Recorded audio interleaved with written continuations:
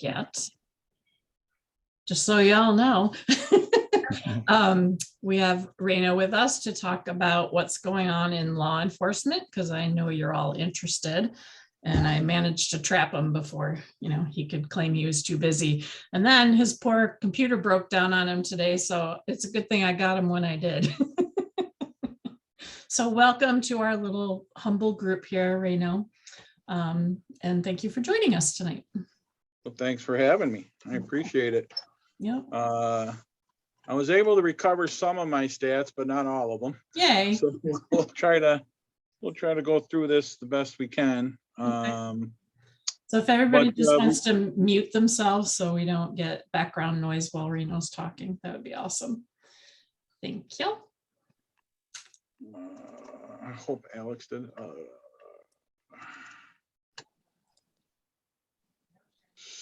So just to, I guess I should have pulled it up first, but so that you know, we've been actually very busy since COVID started. We've been kind of following the trend across the country, and particularly in Monroe County with there's a lot more violent crime going on, and that's also related to animals. We're getting a lot more death by the hand of people more than neglect of food or water or something to that effect. But we're plugging away at it, and some of the stuff you probably saw in the news. We've had the guy who was beating the dog at Country Max, and we had a guy beating a dog at his vet hospital, and we've had a number of cats that have turned up dead, and we're trying to figure out why. So there's a lot of stuff going on. We had the 40 animals seized down in Livingston County, and we just got those turned over to us yesterday in court. So all those animals are now the property of Lollypop Farm. She has not been found convicted yet. That's gonna probably take months, but until then, the animals are ours. We can adopt them out and do what we see fit with them. So we've been pretty busy. If you talk about stat numbers, we are probably about 500 calls for service higher right now than we were a year ago. We're looking at, if we stay at this pace, now usually it slows down a little bit in the fall, but if we stay at this pace, we'll be close to 3,000 calls for service this year, which will probably be the highest in my 14 years here in law enforcement. And we've just been really busy. So that's what's going on the law enforcement front, pretty much. As for our law enforcement training, we're still training with a lot of the regional police academies. We're going out and we're teaching animal cruelty to the new police recruits. We continue to also do our trainings with local law enforcement. Most of Monroe County has received our dog encounter training, which is this is the body language of a dog, don't shoot it. So most of them have received it, but we're branching out to other counties and other cities. Buffalo is interested in our training. We're not quite sure how we're going to do that logistically. Do I drive there every day and for an hour and drive back? I don't know yet. So we're looking at that logistically and trying to continue to do the best we can to improve the lives of animals on a law enforcement end. Can't remember, when was the last time I talked to the group, Karen? Was that? It was a year ago at least. Okay, so it was during COVID because you were home. You were in your recliner. Yeah, Might have been Um, after that house that In Fairport. oh, January, yeah, confiscated a whole lot of Yeah. animals from. yeah, Aaron's lecture I sat in on, yeah. Um, so I don't know if most of you have heard, we had 2 people leave last summer. 2 officers leave, and we've hired 2 additional ones this late last fall and in January. So we've hired an individual by the name of Jerry Rieger. He was an investigator with the Monroe County Sheriff's Office, and he started with us late fall. I think it was like October last year on a full-time basis. So he's been here, and then in January we hired retired chief of police of the Webster Police Department, Joe Rieger. So Joe's been with us for the last nine months, and he's learning a lot about. Actually, they're both learning a lot about the animal cruelty laws and how they are enforced and how they're investigated. So we have them as well. Of course, we still have our 2 other officers, Laura and Bob. They're still with us. And we continue to cover a 4-county area as well of all Monroe County, City of Rochester, Orleans, Genesee, and Livingston with those 4 officers. So we got a lot of territory with limited staff. Wayne County, as of this year, has been hinting they want us to start helping out more in Wayne County. So I'm not sure how I'm going to do that. Does anyone here live in Wayne County? No. But they're looking for us to start covering or helping out at least temporarily out there. So if that happens, we might have to look at additional people as well. But like I said, we've been very busy. We have 2 shifts. One shift starts at 6 in the morning, goes till 2, and then one shift comes in at 11 and goes to 7. And both shifts complain that I don't know where the day went. I came in, I grabbed my stuff, I went out, and the next thing I know, it's time to go home. That's how busy they are. It's good, I guess, in job security, but it's kind of a bad thing for animals because that means there's animals that are being either neglected or abused, and we have to go out and fix it. So, and again, as most of you have been around a while, and those are you are new, when we go out and do our investigations, it's an educational encounter first. So when we encounter somebody who's been accused of animal abuse, we try to do an education piece first, unless it's really bad.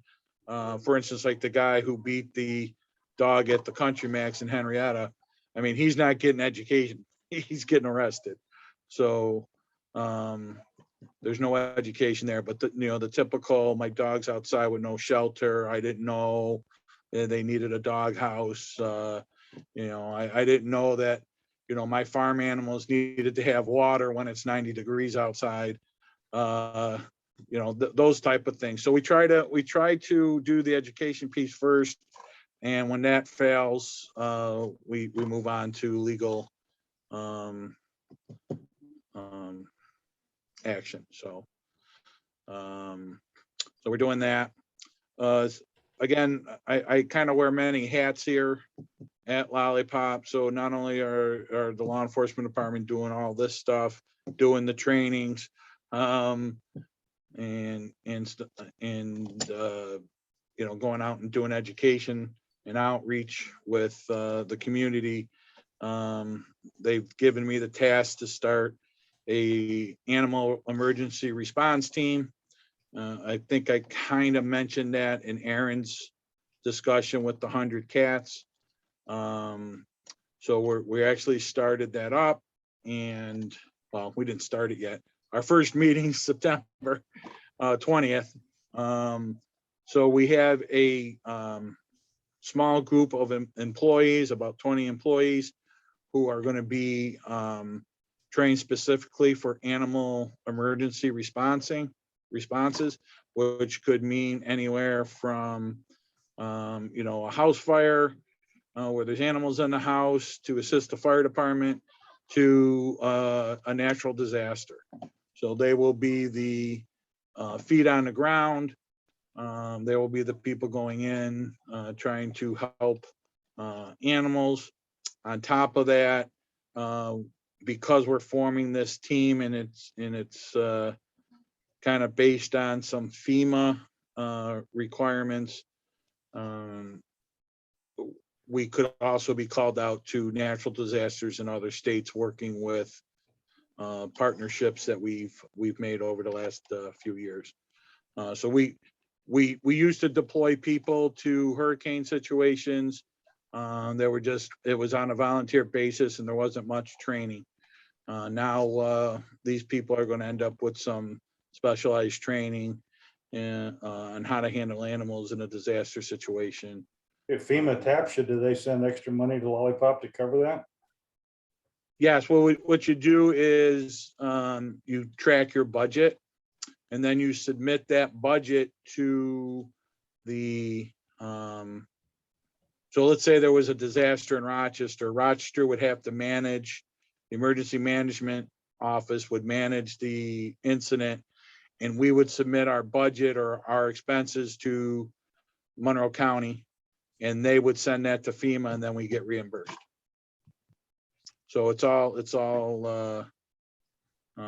laid out. It's all a big plan, and so we're kind of excited about that. We've kind of always said, well, we have people to send, but we've never really done the training. So we're going to start doing monthly trainings here for these people.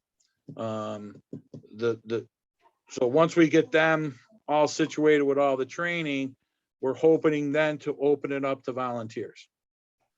So once they get trained, what we're hoping to do is start, I don't know if everyone's ever heard of a CART team. It stands for County Animal Response Team.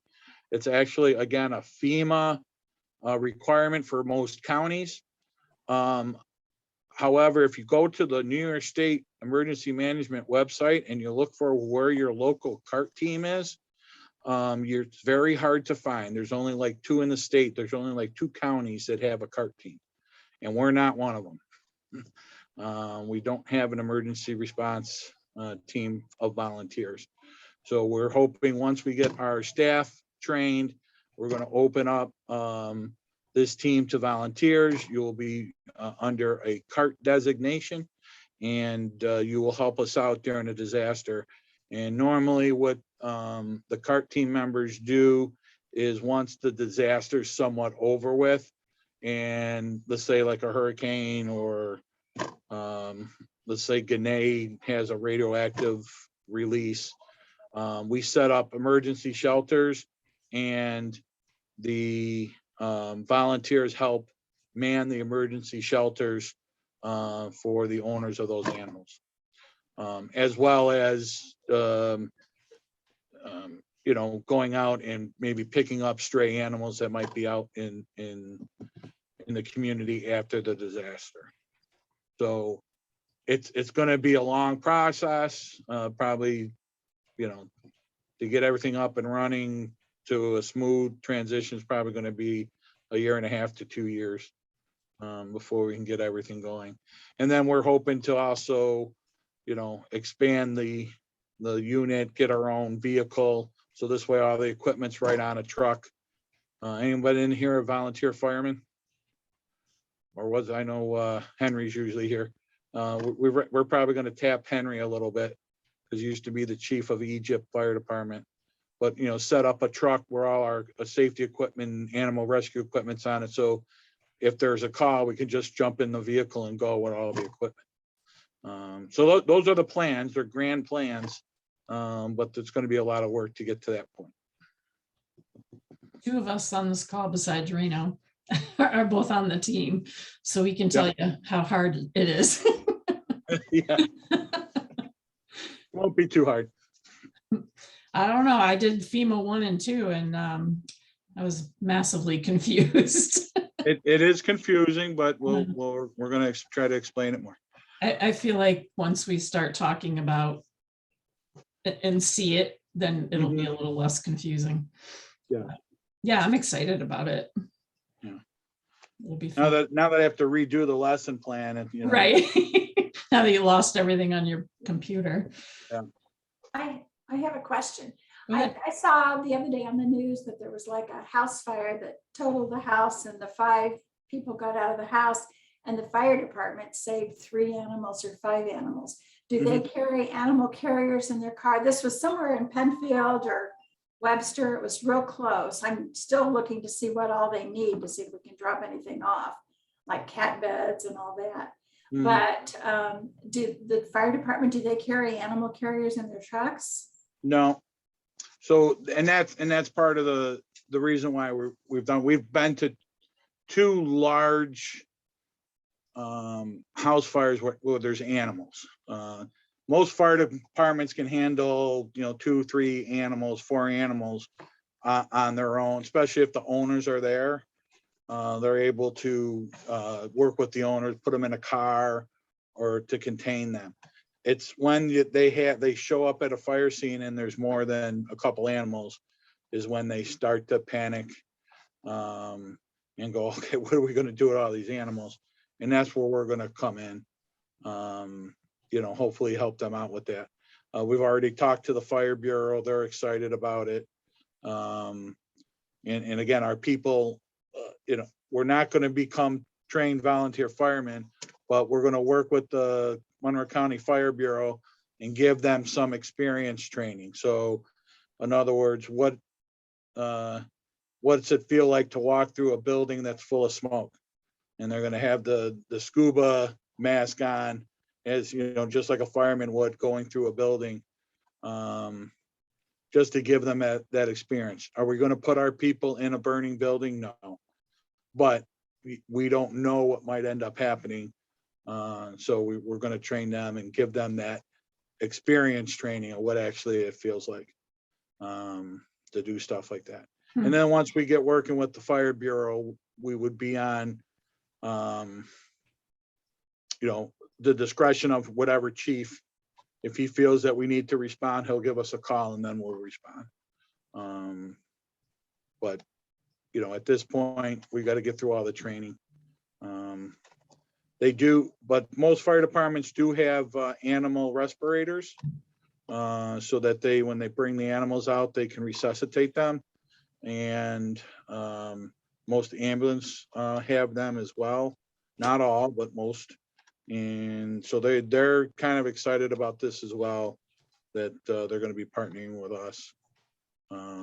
Because again, it's kind of, if you've ever been in a critical incident situation and you got all this stuff going on, and all of a sudden there's a situation that you've never practiced for, and that's when usually the animals come in. They don't normally practice for a large amount of animals. Barn fires with cows and horses in it, they don't normally practice for that. So when they end up with that type of a situation, I don't want to say they vapor lock, but they kind of like, well, what do we do? It's something that they don't want to have to think about.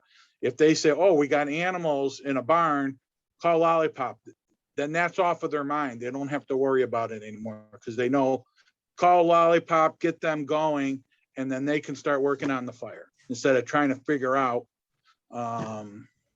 what I got to do now for this little hump in the road that I don't normally think about. That's what we're trying to relieve on them. Anybody else have any questions about anything to do with law enforcement or the emergency response team? A number of years ago, when I was on the ambulance corps, we had an incident. There was an older fellow who had a farm, and he'd travel around selling eggs. I can't remember his name, but he had goats on this farm, among other animals, and he had a heart incident, and the ambulance was called to the scene, and he was in the barn. And it sounds funny to people who can't imagine the scene of somebody maybe dying, that there were 3 or 4 goats that would not let the responders get to the span. One of them literally standing on its chest. You don't run into these kind of things very often, but the very kind of situation that you are describing is what came to mind to me with this. This was a terrible thing. It was many, many years ago. May not happen for a long, long time, but when it does, to know that you could just call in Lollypop Farm to come out and take care of the situation, because our people, they See, didn't the know how dogs to. might be protective of somebody in danger like that, but I can't imagine cats really giving a damn. No, the cats probably won't. In fact, they'll want to know where their dinner is. But it's one thing to handle a dog. I wouldn't know how to handle a goat. I mean, you try to pull the goat off the guy, what's it going to do? These things got horns and they got funny looking eyes. We're not used to dealing with them, and it resolved itself. When you mentioned this, it just came to mind. Are goats that protective of their owners? I've never had a goat, so I don't know. That's what it was doing. It felt that apparently these goats thought they were protecting him, as it was explained to us that they are a lot like dogs as far as protecting their owner.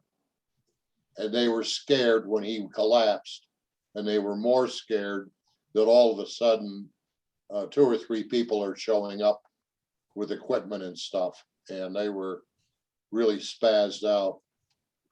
I was not on the call, I was dispatching, so I didn't see it. That kind of brings up my next question was, this emergency response cart thing that you're getting together, will they be involved in large and small animals, or in all types of animals, or do you know where it will be all types? Yeah, it'll be all types. It'll be the same, everything that we deal with here domestically will deal with once this is going on. So we were talking about emergency response and helping animals. And then I don't know if anyone saw, was it February or March?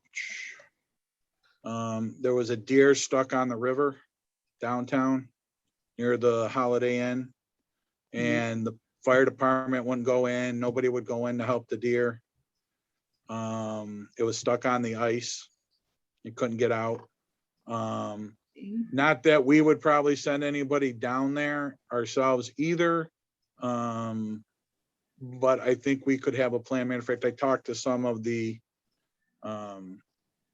people that were down there, and I said, did you ever think of like building a platform? And they were like, no, we never even thought of that. So because again, a lot of them don't have that animal background or animal thinking, and they're okay, I know what we have to do when there's a person on the ice, but we're not going to send people down there. So what do we do? And they were getting repeated calls for this. Not that we're going to deal with a lot of wildlife, but I'm just bringing it up that it could be even wildlife if we had to go down there and assist them. So, because we have a different way of thinking. Well, this is how you deal with animals. What they're looking for is a platform to get out. So you got to build them some sort of platform to see if they can get out. You can't try to get them with a rope. You can't try, you can't put people down there. You're going to freak them out. Right. So you got to try to think of a different way of doing it. Right. But we'll be dealing with all types. Again, the CART team would be more, again, more larger disasters, or you're going to be assisting the shelter in housing and assisting the shelter in looking for lost pets or stray pets. And that's where that goes. Now, there could be also additional training in, recovering animals from like a ditch, or, the animals that are stuck for the CART team. But we'll get to that point when we get to it. I'm not signing up for any flying monkeys, just so you know. Is it the Seneca Park Zoo's responsibility? Yeah, let's hope. I don't like birds or things that fly in my hair. They can't even keep their lion contained. Did you see that?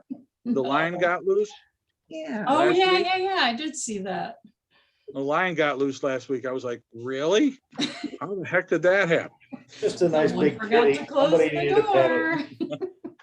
door. I'll hold big snakes wrapped around me in foreign countries, or baby lions or baby tigers. Just keep the spiders away. Well, I'll have to have a form that says will not respond to tarantulas. There's always a disclaimer, isn't there? Right. Well, as we go through the training, I'll talk to you guys, how I always tell you whatever I know. So as we kind of go through it, I'll share with you what the process is like. So you'll at least kind of know what we're doing. Mhm. And then, when the time comes, I'll send out the charge to get the volunteers in. So, Yep. That's what we're hoping. does anybody else have any questions for Reno? On the cases that we're dealing with, anything?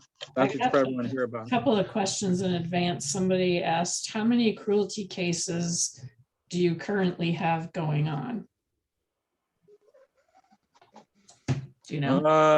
Put you on the spot. Yeah, well, most of them, Laura probably has the heaviest load right now. And she's probably got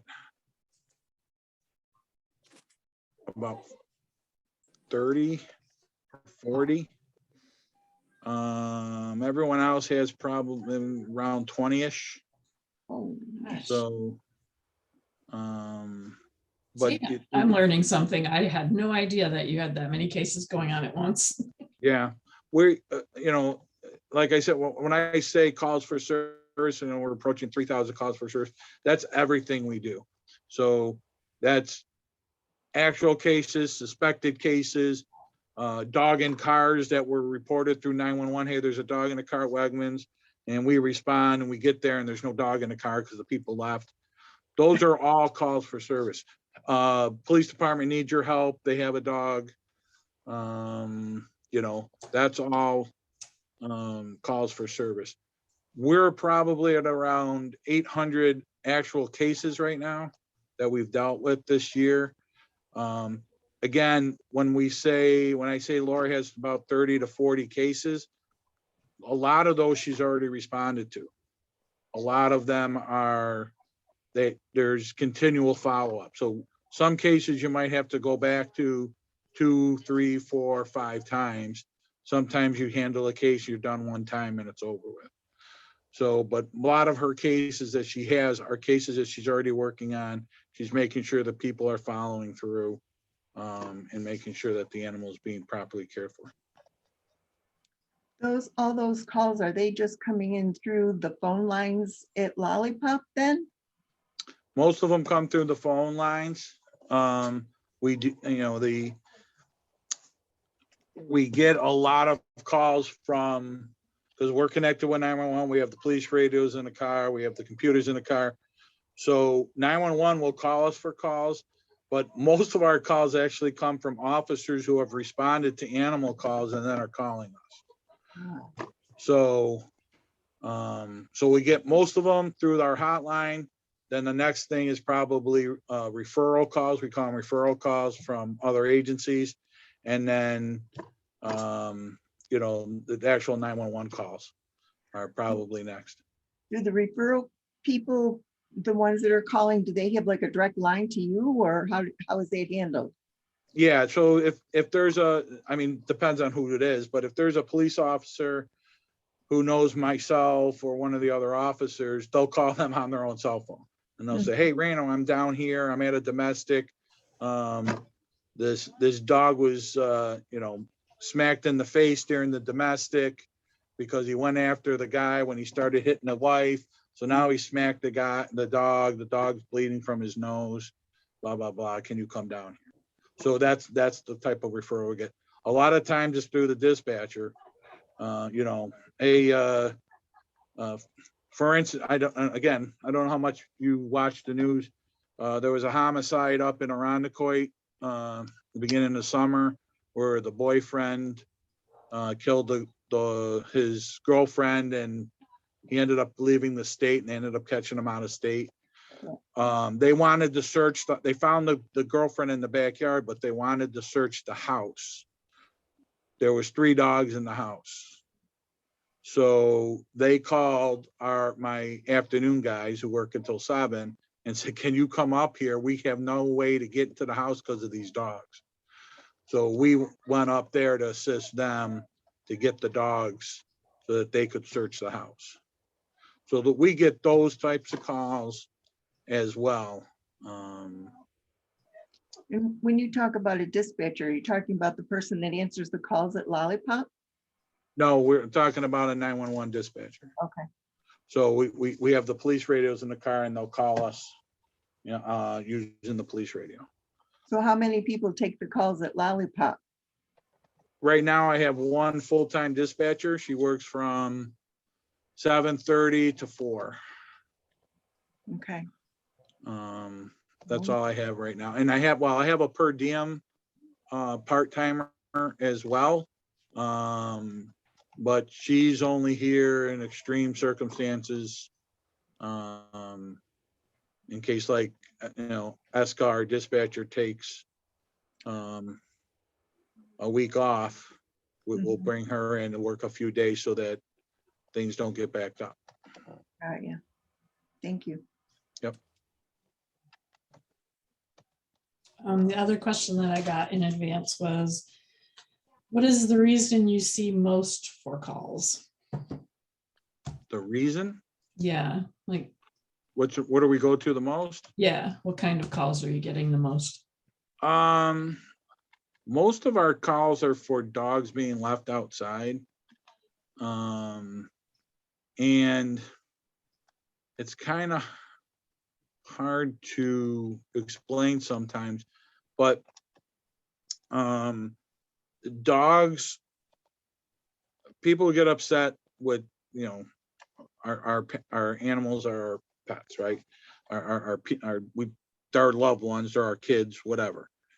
So a lot of times people see other neighbors who might say, okay, yeah, I have a dog, I like my dog, but I don't want my dog in my house. So I leave my dog outside. And so we get a lot of calls for dogs being left outside. And not that it's necessarily against the law, it becomes against the law when there's no shelter, when there's no water. But dogs being left outside isn't necessarily against the law. But so a lot of times we'll go and it'll be like, well, there's nothing wrong here. The dog's got water, he's got a shelter, he's got a doghouse, he's got a tree, there's nothing wrong. And then the neighbors will call us back and say, hey, you guys didn't do anything about that dog being outside. So it's a very emotional thing here with animals. Unfortunately, the laws we can only work within the laws. So we constantly are getting those types of calls where dogs are being left outside. Dogs are the only ones that are required shelter in New York State. All other animals aren't required shelter. So cats, if you have an outdoor cat, you don't need to give it shelter. And the reason is cats are free roaming. So there's no leash law for a cat.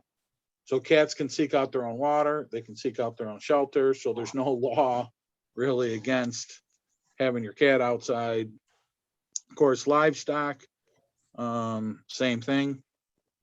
As long as you have a big trough for the animals, or there's a natural water source, they don't need to have shelter. And most, again, most farms, most of their livestock, they're outside. So, but we'll get an occasional call for, the horse outside in the middle of winter. And it's like, yeah, there's no shelter law for a horse.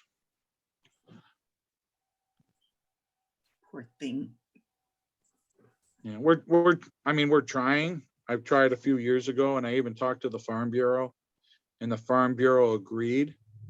Yeah, you should probably have a shelter for livestock, but we're not going to back it. I was like, why? And they're like, well, we don't want people telling us what to do. So I was like, yeah, but I'm not going after you. I'm going after the bad farmer, not the good farmers. Because most of them have barns, they have run-in sheds, they have natural windbreaks, because that's their livelihood. That, they're taking care of their livestock, cows and their horses and stuff. That's their livelihood. It's the fly-by-night farmers, or I'm gonna buy 10 acres and I'm gonna put a couple cows on there, and those are the ones that we need to go after. Not the major farmers, because they actually take care of their animals. Reno, what about farmers who don't blanket their horses in really cold weather? When I was driving the school bus down through Henrietta, occasionally you'd go past some farm area and they would not be blanketed, and you'd see them day after day out there. Can those be called in and something done about it?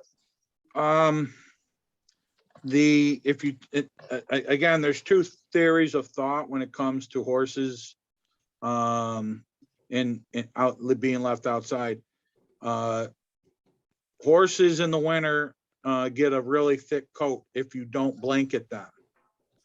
So a lot of people will not blanket their horse because they want the horse's hair to grow long and get that thick winter coat. Okay. All right. So, but there are people who say, well, I don't want my horse to get cold. So they put the blanket on them and the hair doesn't grow as well. And then what they might do is, oh, it's a little warmer today. It's 40 degrees or whatever. I'm going to take this blanket off. And then they don't put the blanket back on because that night it drops to, 15 degrees and there's a snowstorm. And now the horse is outside. That's when we have a problem. So if you see a horse that's outside and it doesn't have a blanket on, and there's snow on the top of the horse, most likely he has his thick coat because he's insulated. If he was warm, the heat would be escaping and would be melting the snow. So that's when they get wet, and that's how they get cold. If you see a horse, he's outside and it's snowing and there's no snow on top of the horse, then most likely he probably needs a blanket and should be called in. That's it's not 100%, but that's the best thing I can tell you. That's a good answer. Thank you. You're welcome. Else? It's your chance to ask all your burning questions. Well, they can always come up and visit. I'll Yeah, answer any question. do that too. We don't want to wake you up. Karen, Just don't do you come eat up between like vegetables? 1:30-ish. That's when I take my nap.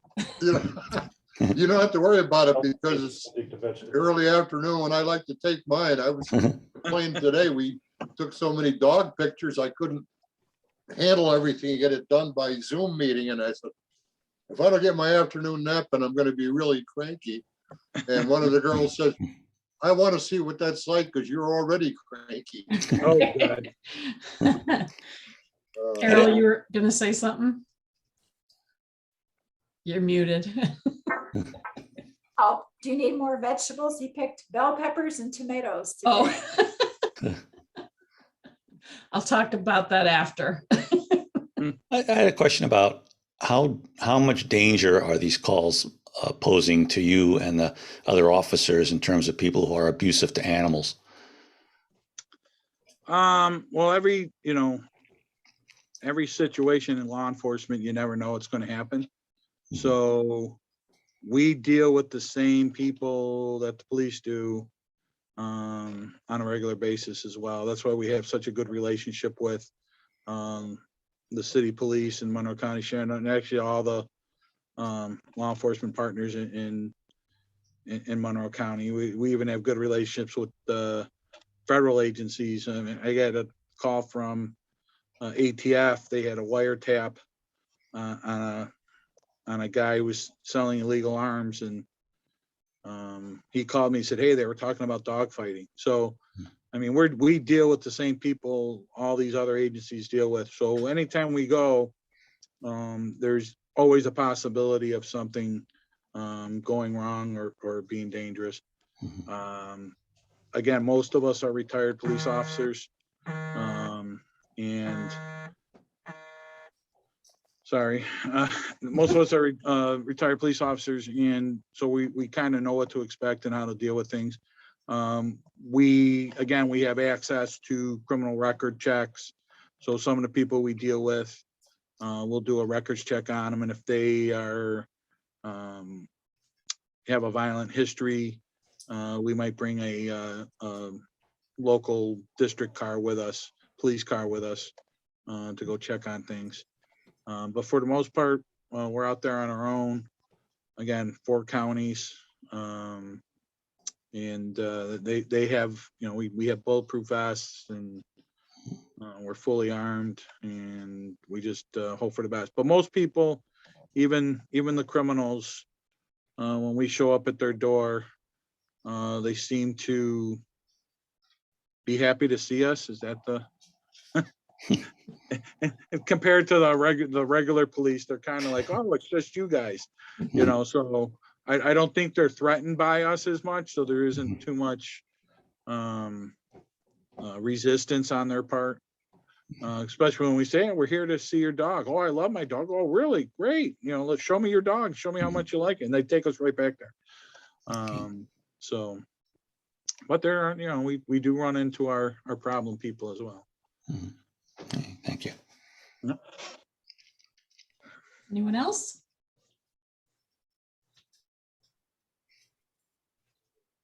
Going once, going twice. Okay, if you do think of a question after today, feel free to email me, and I will get it to Reno and get answers for you. But Reno, thank you for joining us today and Thank you. talking through all this with our group. We love having people on and finding out all the cool things that go on at Lollypop that we don't necessarily see every day. So thank you so much for joining us. Thank you, and Reno. hope to see you guys around the farm here. You're the best, Reno. Thank you. Thank you.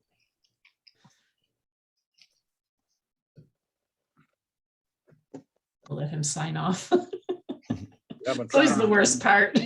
Yeah, I'm trying to get I'm on my phone because everything's shot on my computer. Oh, right. All right, I'm gonna stop recording.